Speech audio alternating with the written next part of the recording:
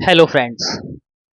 मैं आपका दोस्त और एडुकेटर शिव पूजन सिंह आपका अपने यूट्यूब चैनल कम्पिटेटिव जोन में आपका बहुत बहुत स्वागत करता हूं।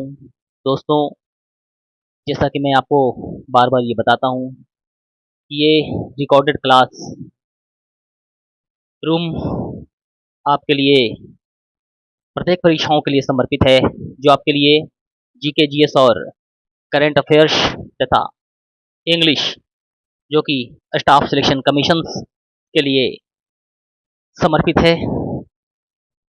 आप स्टूडेंट्स और एस्पायरेंट्स के लिए लेकर के समय समय पर मैं हाजिर होता हूँ। ओके, जैसा कि आप ऊपर देख रहे हैं, RRB NTPC undergraduate level examination is ongoing this stage. So इनके लिए मैंने आप सबों के लिए, जो कि RRB NTPC undergraduate level examination 2025 के एस्पायरेंट्स हैं, उनके लिए सिलेक्टेड जीके जीएस क्वेश्चंस का प्रैक्टिस सेट लेकर के आया हूँ। आप जब इनका अध्ययन करेंगे तो निश्चित तौर पे आप बहुत अच्छा स्कोर कर पाएंगे, आपके कंसेप्ट क्लियर होंगे। ओके, इससे पहले कि हम इस क्लास की शुरुआत करें, आपसे मेरा ये कहना है कि अगर आपने अभी तक इस चैनल को सब्सक्राइब नहीं किया है तो इसे सब्सक्राइब जरूर कर लें, ताकि यहाँ से आने वाले सारे नोटिफिकेशंस आपको मिलते रहें, और बेल आइकन को भी प्रेस करें ताकि सारे नोटिफिकेशंस ईजिली आप तक पहुँचें और आप एक भी क्लास को मिस ना करें, और RRB NTPC undergraduate level या कोई भी एग्जामिनेशन में आपके स्कोर बहुत हायर हों, क्योंकि इस चैनल की यही विशेषता है कि वो जो भी जीके और जीएस सेक्शन की क्लास को कमेंट्स करता है, बिल्कुल उचित एक्सप्लेंड वाइड एक्सप्लेनेशन के साथ, तो जाहिर सी बात है कि आपके कंसेप्ट क्लियर होते चले जाते हैं, और यहाँ की पढ़ाई जो होती है बिल्कुल कंसेप्चुअल स्टडी होती है, जिससे आप लाभान्वित होते हैं। ओके, जैसा कि विभिन्न यानी कि प्रत्येक क्लास की शुरुआत में मैं आपको पेप टॉक देता हूँ, जो आपके लिए संजीवनी का काम करता है, तो इसी संदर्भ में आज ये पेप टॉक आपके सामने उपस्थित है।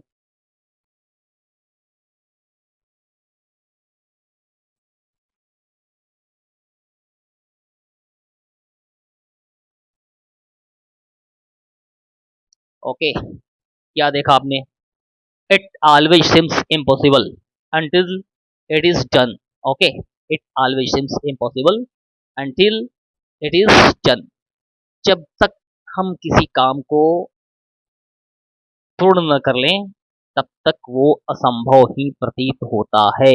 ओके, और अगर एक छोटा काम भी है और जब तक वो पूर्ण नहीं होता, तब तक वो इम्पॉसिबल लगता है, और जैसे ही वो कंप्लीट हो जाता है तो हमें लगता है कि ओके, इट इज डन। तो इन पेप टॉक्स को आप हमेशा रिमेंबर रखें और अपनी पढ़ाई जारी रखें। मेरा मार्गदर्शन और आपका कठिन प्रयास आपको सफलता दिलाएगी। तो चलिए शुरू करते हैं।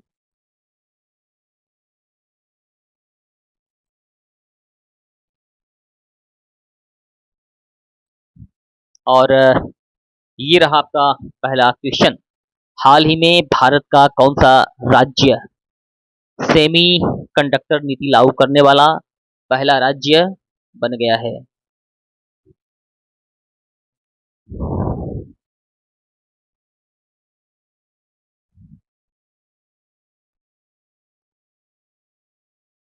ओके, तो ये कौन सा स्टेट है? ये स्टेट है गुजरात। ओके,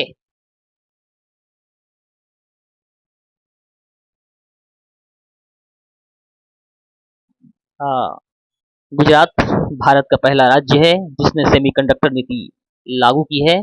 इससे इलेक्ट्रॉनिक्स निर्माण को बढ़ावा मिलेगा। ओके, तो ये गुजरात। चंद्रयान 3 मिशन किस तारीख को चंद्रमा पर सफलतापूर्वक उतरा था? हालांकि ये दो दो साल पुराना करंट अफेयर्स है, लेकिन ऐसे क्वेश्चंस जो होते हैं वो करंट अफेयर्स की स्टडी में तो होते ही हैं, ये जीके और जीएस के स्टडी में भी आ जाते हैं। तो ये कब लॉन्च हुआ था, यानी कि सफलतापूर्वक इसकी लैंडिंग कब हुई थी? 23 अगस्त 2023 ईस्वी को। ओके, 23 अगस्त 2023। ओके, इसरो का चंद्रयान किसने किया था launch? ISRO, Indian Space Research Organisation. Okay, इसकी ये महत्वाकांक्षी परियोजना, और 23 अगस्त 2023 को इसकी लैंडिंग सफलतापूर्वक हुई थी चंद्रमा के दक्षिणी ध्रुव पर। ओके, ये भी एक इंपॉर्टेंट क्वेश्चन बन जाता है कि ये जो लैंडिंग हुई थी ये कहाँ हुई थी, तो आप याद रखेंगे कि चंद्रमा के दक्षिणी ध्रुव पे इसकी लैंडिंग हुई थी। G20 शिखर सम्मेलन 2023 कहाँ आयोजित हुआ था? ओके, ये बहुत ही महत्वपूर्ण हो जाता है क्योंकि इसका आयोजन हमारे देश में ही किया गया था, और इससे ये सिद्ध होता है कि हमारा देश अब जो है वो धीरे धीरे वैश्विक लीडरशिप की ओर आगे बढ़ रहा है। ये कब? 2023 में भारत ने 2023 में पहली बार G20 शिखर सम्मेलन की मेजबानी की, जो नई दिल्ली में हुआ था। ये क्वेश्चन महत्वपूर्ण इसलिए है क्योंकि हमारा देश हिंदुस्तान जो है वो पहली बार G20 शिखर सम्मेलन की मेजबानी किया था, और ये अपने आप में बहुत ही महत्वपूर्ण विषय है और गौरव का पल हमारे देश के लिए है। One nation one ration card परियोजना का उद्देश्य क्या है? इसका उद्देश्य है देश भर में कहीं भी राशन की उपलब्धता। ओके, हमारे देश में बहुत सारे प्रवासी मजदूर होते हैं, ओके, जो कि हमेशा कहीं न कहीं बाहर रहते हैं और काम करते हैं। तो इन्हीं मजदूरों के लिए डीपीएस के द्वारा, सार्वजनिक वितरण प्रणाली के द्वारा ये व्यवस्था की गई है कि वो देश भर में कहीं भी रहें उसे उन्हें राशन उपलब्ध कराया जाएगा। ये कैसे संभव होगा? One nation one ration card योजना के अंतर्गत। हाल ही में कौन सा देश नाटो में शामिल हुआ? ये फिनलैंड। नेक्स्ट, किस वैज्ञानिक को गुरुत्वाकर्षण के सिद्धांत के लिए जाना जाता है? न्यूटन। न्यूटन के 3 गति के नियम हैं। ओके, कौन कौन? फर्स्ट लॉ से इनर्शिया यानी कि जड़त्व की परिभाषा के बारे में हमें पता चलता है, और सेकंड जो है उससे बल की परिभाषा मिलती है। ओके, सेकंड से क्या? F equal to ma, force equal to mass, force equal to mass multiplied by acceleration, और थर्ड से क्रिया के बराबर और विपरीत प्रतिक्रिया होती है। जब हम किसी वस्तु पर बल आरोपित करते हैं तो वो बिल्कुल उतनी ही मात्रा में और पीछे की ओर बल आरोपित करता है। ओके, बाघ किस राज्य का राज्य पशु है? मध्य प्रदेश को आप जानते हैं कि इसे टाइगर स्टेट के रूप में भी जाना जाता है। ओके, तो मध्य प्रदेश जो है वही उसी का राष्ट्रीय पशु जो है वो बाघ है, और हमारे देश का भी राष्ट्रीय पशु बाघ पैंथेरा टिग्रिस, इसका वैज्ञानिक नाम कभी कभी परीक्षाओं में पूछ लिया जाता है। आई नोज दैट, ओके, हमें पता है, I know very well that all of you are enjoying this class very much and learning much more, and all the videos which are being taught by me are very useful and informative for you। और इसी उद्देश्य के साथ मैं प्रत्येक video की विस्तृत व्याख्या करता हूँ कि आपके कंसेप्ट क्लियर होते चले जाएं। तो ये विशेषता है हमारी चैनल की, और यही वो रिलेशन है आपके और हमारे बीच, जो कि ये प्रेरणा देता है आपको कि आप इस चैनल को लाइक, सब्सक्राइब और शेयर करते चले जाएं, ताकि स्टूडेंट्स और टीचर के बीच के रिलेशन हमेशा हमेशा के लिए बिल्ड अप हो जाएं। ओके, तो चलिए बच्चों आगे बढ़ते हैं। चाबहार पोर्ट समझौता भारत और किस देश के बीच में है, बहुत इंपॉर्टेंट इंटरनेशनल अफेयर्स का क्वेश्चन। भारत और ईरान के बीच, चाइना हमेशा इससे जला भुना रहता है। चाइना और पाकिस्तान के लिए ये बहुत ही बड़ा हिंड्रेंस, और भारत वैश्विक कूटनीतिक में आगे बढ़ता हुआ।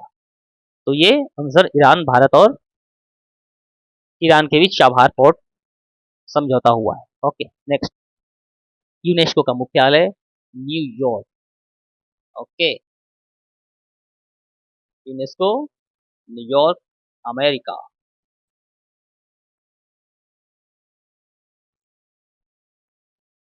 ओ सॉरी, अमेरिका नहीं है, यूनेस्को का पेरिस है, पेरिस। Okay, Paris.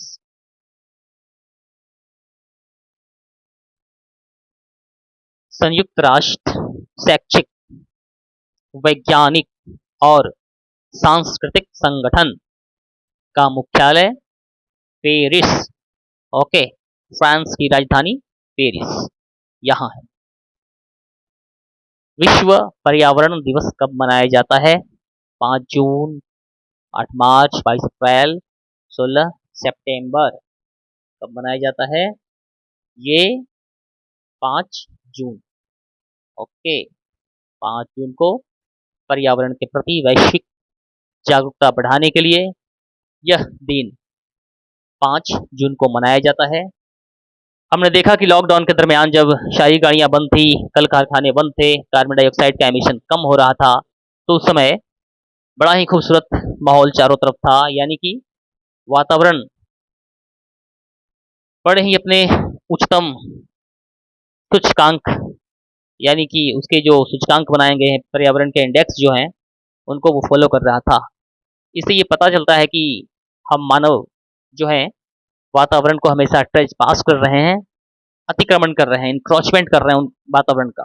ओके, प्रत्येक व्यक्ति जो इस समाज में है, सिर्फ समाज में ही नहीं, हाँ, वैश्विक स्तर पर भी उसे ये प्रयास करना चाहिए कि कम से कम 5 वृक्ष उसे अपने जीवन काल में अवश्य ही लगा देने चाहिए, ताकि आप जो कार्बन डाइऑक्साइड का एमिशन कर रहे हैं या ऑक्सीजन जो आप इनहेल कर रहे हैं जिंदा रहने के लिए, वो कम से कम आप स्वयं से प्राप्त कर सकें, यानी कि आपका भी कुछ ऐसा योगदान है कि आपने वृक्ष लगाया और वहाँ से मिलने वाली वायु लोगों की जीवन रक्षिका बन रही है, और कार्बन डाइऑक्साइड का एमिशन जो हो रहा है वो भी थोड़ा रिड्यूस हो रहा है।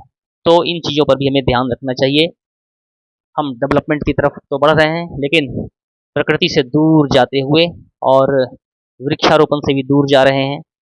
तो हमें वृक्षारोपण तो करनी ही करनी है, साथ ही साथ डिफॉरेस्टेशन, जो वृक्षों को काटा जा रहा है, पेड़ पौधों को काटा जा रहा है, इस पर भी अंकुश लगाने की कोशिश करनी चाहिए। व्यक्तिगत रूप से भी जब हम किसी पेड़ पौधों को काटते हैं तो हमें एक बार जरूर सोचना चाहिए कि हम इस वृक्ष के बदले कितने वृक्ष को लगाए हैं। हमारा कोई अधिकार नहीं बनता अगर हमने एक भी वृक्ष नहीं लगाए हैं, तो ये हमारा कोई अधिकार नहीं कि हम किसी भी पेड़ को काट दें। कृपया पेड़ों को काटने से पहले 5 वृक्ष जरूर लगाएं। ओके, तो बढ़ते हैं बच्चों आगे। डीएनए का फुल फॉर्म डीऑक्सीरिबोन्यूक्लिक एसिड। कौन सा? Deoxy. Okay, deoxy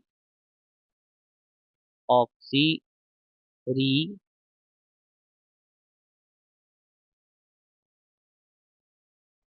new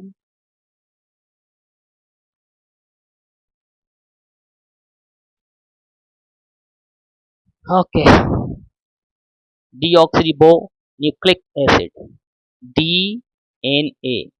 railway का बहुत ही पसंदीदा क्वेश्चन, बार बार इसे रिपीट किया जाता है, इसलिए मैंने इसे शामिल किया है। हाल ही में किस देश ने स्पेस एक्स के द्वारा इंसानों को अंतरिक्ष में भेजा है? कौन सा देश है ये? ये है अमेरिका, स्पेस एक्स के द्वारा। ओके,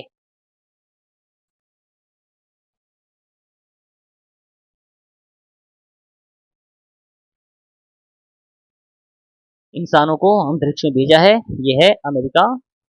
मौलिक अधिकारों को कब निलंबित किया जा सकता है?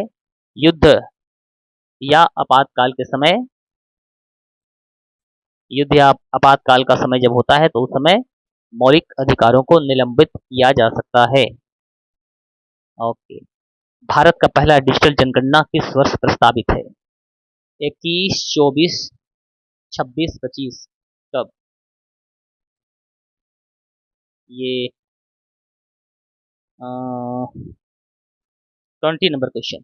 स्प्रिंट।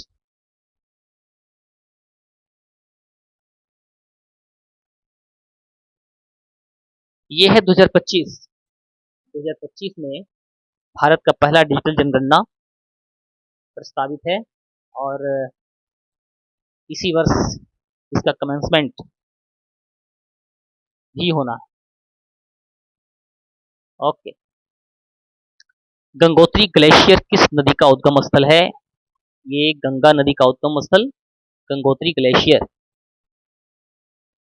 यहीं से गंगा यदि निकलती है, इसकी लंबाई 2525 किलोमीटर विभिन्न राज्यों से होते हुए और बंगाल की खाड़ी में जाकर के ये गिर जाती है। उत्तर भारत की जीवन रेखा, ये नदी विक्टोरिया जलप्रपात किस नदी पर स्थित है? तो ये है जैम्बेजी नदी। ओके। विश्व भूगोल का ये बहुत ही महत्वपूर्ण क्वेश्चन कई बार इसे परीक्षाओं में देखा जाता है, पूछा जाता है। ओके। जैम्बेजी रिवर पर विक्टोरिया जलप्रपात। एंजाइम मूल रूप से क्या होते हैं? विटामिन, वसा, कार्बोहाइड्रेट या प्रोटीन? तो एंजाइम प्रोटीन के ही रूप हैं। मुद्रा राक्षस के लेखक कौन है? विशाख दत्त। ओके। विशाख दत्त जो हैं ये मुद्रा राक्षस के लेखक। कालिदास की रचना विक्रमोर्वशीयम, मेघदूतम जैसे जैसे बड़े ही कालजयी रचनाएं। तुलसीदास की रचना तो आप जानते ही हैं, श्री रामचरितमानस। दोहावली, कवितावली, भगवान राम के अनन्य भक्त तुलसीदास। ओके। मृच्छकटिकम के लेखक शुद्रक। शुद्रक ने क्या लिखा? मृच्छकटिकम।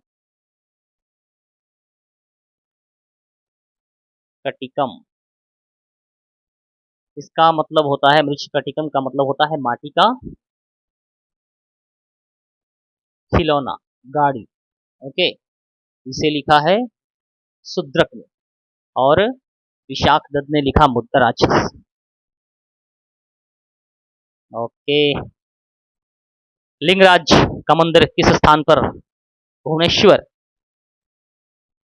ओके। भुवनेश्वर में लिंगराज का मंदिर। और भगवान शिव को समर्पित गंग वंश के द्वारा बनाया गया ये मंदिर, लिंगराज का मंदिर भुवनेश्वर उड़ीसा में भगवान शिव को समर्पित है ये मंदिर। विजय स्तंभ राजस्थान में है, कहाँ पे? अजमेर, चित्तौड़गढ़, पानीपत या हल्दी घाट? हल्दी घाटी नहीं, चित्तौड़गढ़। राष्ट्रीय आय का आकलन कौन करता है? केंद्रीय सांख्यिकी संगठन। बार बार पूछा जाने वाला क्वेश्चन, रेलवे का ये भी एक पसंदीदा क्वेश्चन है। CSO central static organisation. CSO central static organisation. Pokhran में प्रथम बार परमाणु परीक्षण कब किया गया था? ये ओके 18 मई 1974 को। ओके। पोखरण में परमाणु परीक्षण किया गया था 18 मई 1974। और the code name was smiling Buddha या स्माइलिंग बुद्धा कोड नेम था। Okay, next. दक्षिण अमेरिका में चारागाह को क्या कहते हैं? कोट, पंपास, समतल या वेल्ड? ये है पंपास, दक्षिण अमेरिका में। विभिन्न घास के मैदान हैं विभिन्न देशों में और विभिन्न कंटिनेंट्स में। इन पर भी एक विस्तृत व्याख्या वाली वीडियो मैं आपको बनाऊंगा, जो कि एग्जाम्स के पहले आप देखेंगे तो एग्जाम बूस्टर का काम करेगा। ऐसे तो मेरी जितनी भी क्लासें होती हैं, जितने भी वीडियोस होते हैं, all are exam boosters and you must watch and study before any examination to score very high. Okay, Tulbul परियोजना किस नदी पर स्थित है? ये झेलम। तुलबुल परियोजना को बार बार परीक्षाओं में रिपीट क्यों किया जाता है? अपने आप में ये बहुत ही महत्वपूर्ण परियोजना। Okay, this project was started in 1984। Okay, 1984 में इसकी प्रोजेक्ट की शुरुआत हुई थी। पाकिस्तान ने इसका बहुत विरोध किया था। तो बाद में 1987 में ये परियोजना इंटरप्ट हो गई थी, क्योंकि पाकिस्तान का ये कहना था कि सिंधु जल संधि जो है भारत और पाकिस्तान के बीच, इसका ये प्रोजेक्ट उल्लंघन करता है।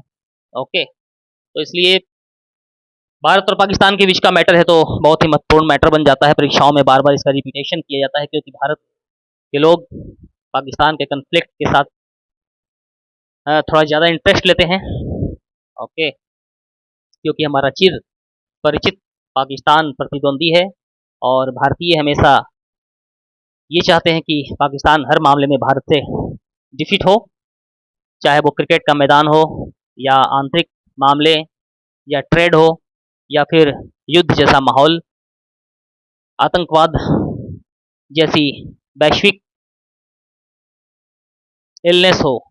हर जगह पे भारत के लोग ये चाहते हैं कि पाकिस्तान डिफीट हो, क्योंकि उसके मीन्स और उसके मकसद हमेशा हमेशा से नापाक रहे। ओके, तो बच्चों ये थे कुछ महत्वपूर्ण प्रैक्टिस क्वेश्चंस के श्रृंखलाएं जिसका अध्ययन आपने किया।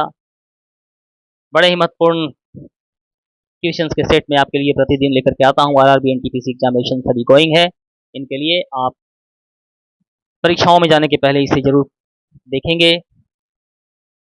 ओके, कमेंट्स बॉक्स में कमेंट्स करेंगे कि ये क्वेश्चंस कैसे लगते हैं, हमारी व्याख्या आपको कैसी लगती है, ये आप हमें बताने की कोशिश करेंगे। इससे पहले कि इस क्लास को हम यहीं पर समाप्त करें, आपसे फिर एक बार कहना चाहता हूँ, कड़ी मेहनत, लगातार परिश्रम सफलता की कुंजी, and hard labour and consistency ensure your success. Okay, तो चलिए मिलते हैं अपनी अगली क्लास में। तब तक के लिए आप अपना ख्याल रखिए, परीक्षाओं की तैयारी करते रहिए, डीप स्टडी कीजिए, डेप्थ में जाकर के, गहराई में जाकर के चीज़ों को समझने की कोशिश कीजिए और अपना ख्याल रखिए। ओके, मिलते हैं अपनी अगली क्लास में। तब तक के लिए जय हिंद, जय भारत।